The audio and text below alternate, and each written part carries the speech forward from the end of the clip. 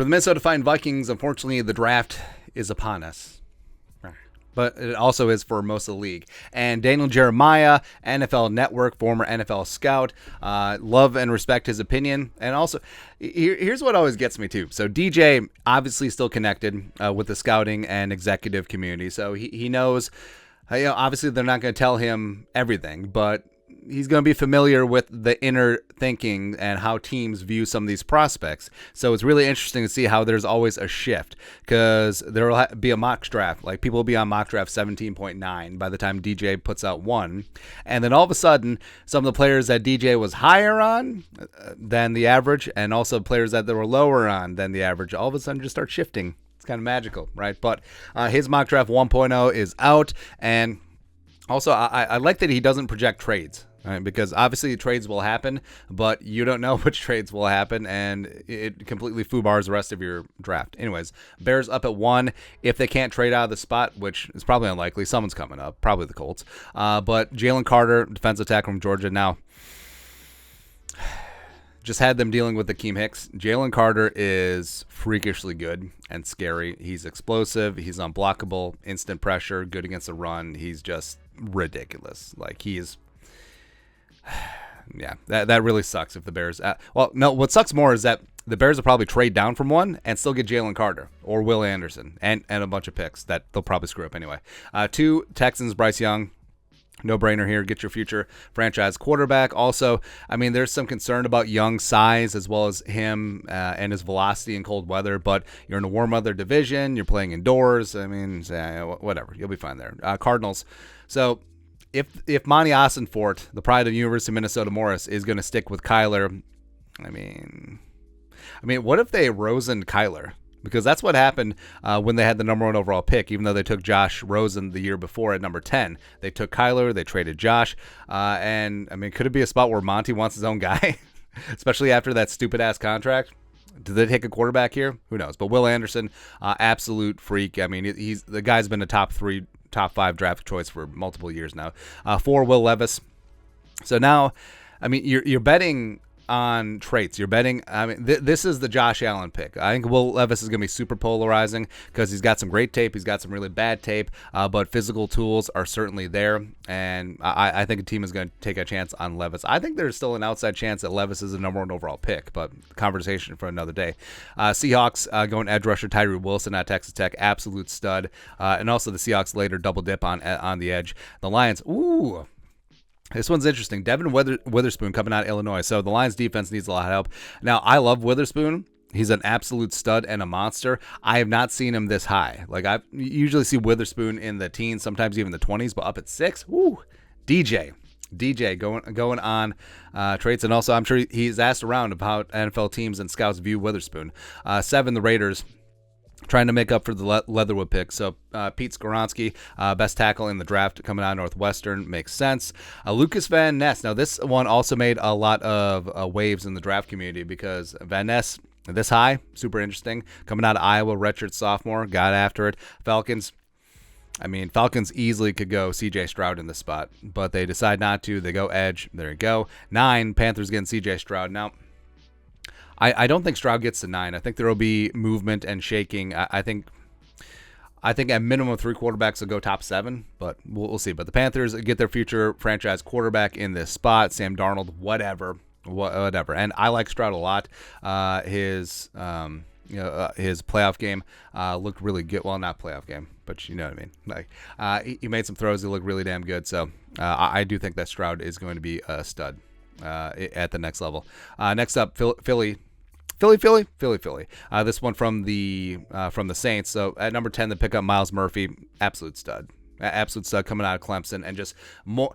Howard does it again, just double and triple dipping in the trenches, getting another difference maker. There you go.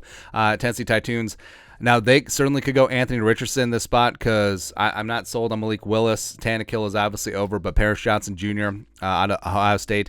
Luan can't play forever, so this one does kind of make sense. Now, the Texans here, they already got Bryce Young. Now, you could think that maybe they could double dip here. Maybe they break the seal on wide receivers, but Joey Porter Jr., I mean, Joey Porter Jr. is fantastic, man. And I do think that pairing him with Stingley, and hopefully Stingley recovers and has a better second season, I think that's going to be a great cornerback duo going forward.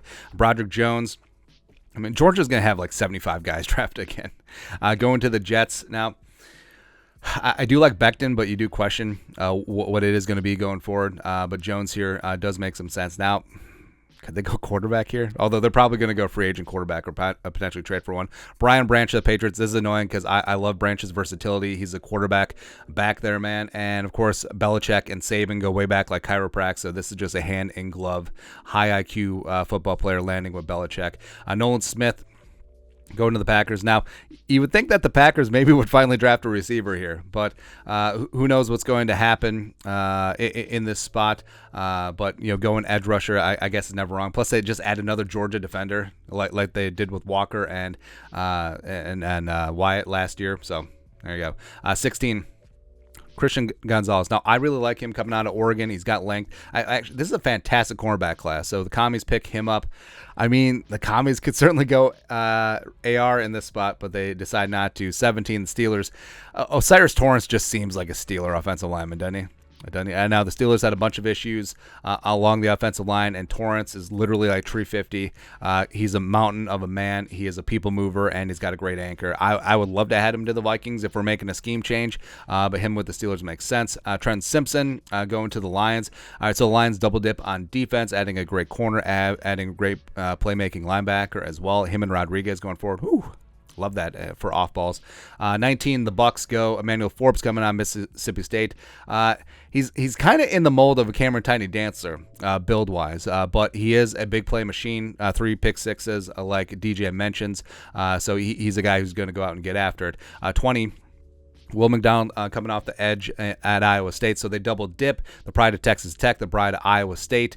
They're going to get after it in Seattle.